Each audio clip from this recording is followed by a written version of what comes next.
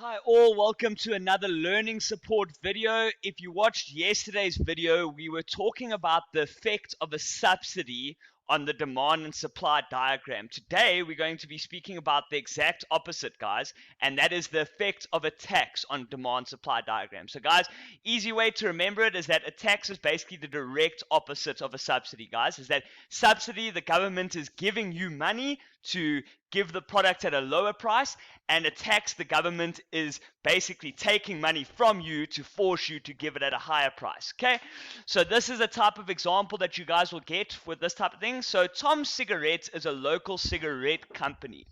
The government wants to stop the overconsumption of cigarettes as it is a demerit good, guys. And remember, guys, a demerit good is anything that's basically harmful to us, that it doesn't actually bring us any good from buying that good, guys. So that's a demerit good. So it makes sense that the government would want to limit the amount of demerit goods being sold.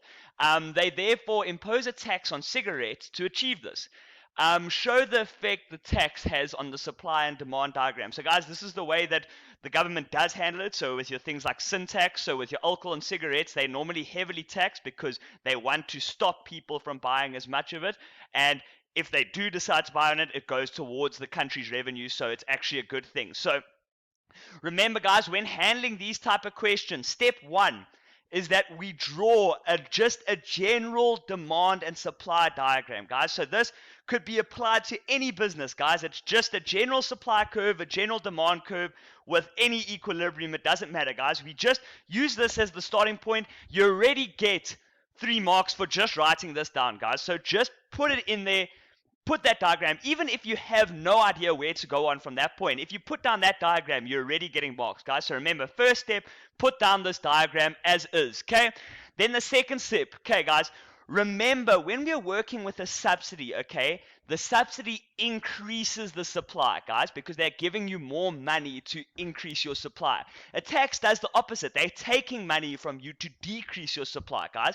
So remember what we said is that whenever we're increasing supply or demand, it's moving away from the price axis or the y-axis, guys. It's moving out and away. When it's being taken from the thing, so your taxes, and when it's decreasing our supply, it's moving towards the y-axis. So our next step is we draw our new supply curve, which we're going to call S-tax, just so that you guys know that this is the supply after the tax has been imposed onto Tom Cigarettes. And we just put our new curve there. Then our next step after we've done that is that we state what the new equilibrium is, guys.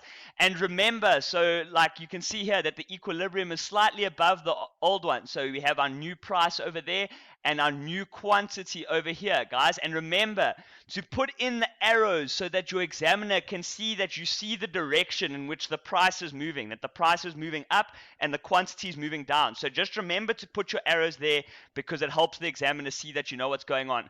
Okay, so now that we've done our actual diagram, we've done all the hard stuff, we just need to basically describe what's happened on this diagram. So remember, this is the first thing that we'll put down for all diagrams, whether it's a subsidy, tax, or if it's a change in demand.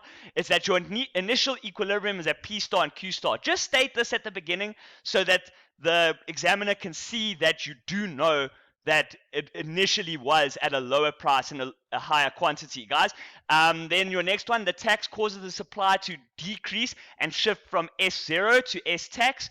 So guys, yes, we have that. You see it's decreased, the S tax is over there. This causes a new equilibrium to form, okay? So we write that down, new equilibrium to form, P new and Q new. Okay, guys, and now we need to say what has actually happened to each of these. The tax caused the price to increase from P star to P new, and the quantity to decrease from Q star to Q new, guys. And this is the rule when working with taxes, guys, and your demand and supply diagrams, is that a tax is always going to cause an increase in price and a decrease in quantity, guys. So if you do your demand and supply diagrams and you show the effect of a tax, if you are not getting that there's an increase in price and a decrease in quantity, then you've probably done something wrong. Then I'd recommend that you restart the question, go see what you guys did wrong, and do it from the beginning. Okay, guys. So that's basically also, remember, guys, just remembering the steps, guys. We want to start with just a generic demand and supply diagram. Then we want to add what the new supply would be after the tax, and remember it's closer to the y-axis because it's decreasing our supply. We then state what the new equilibrium is, and then our last step is to explain what has happened on the diagram and show what the direction of the arrows actually means, so that it's an increase in price and it's a decrease in quantity. Okay guys, thank you for watching another learning support video. I will see you guys tomorrow, where we will talk about some effects of demand on the supply and demand diagram. Thanks guys, have a nice day.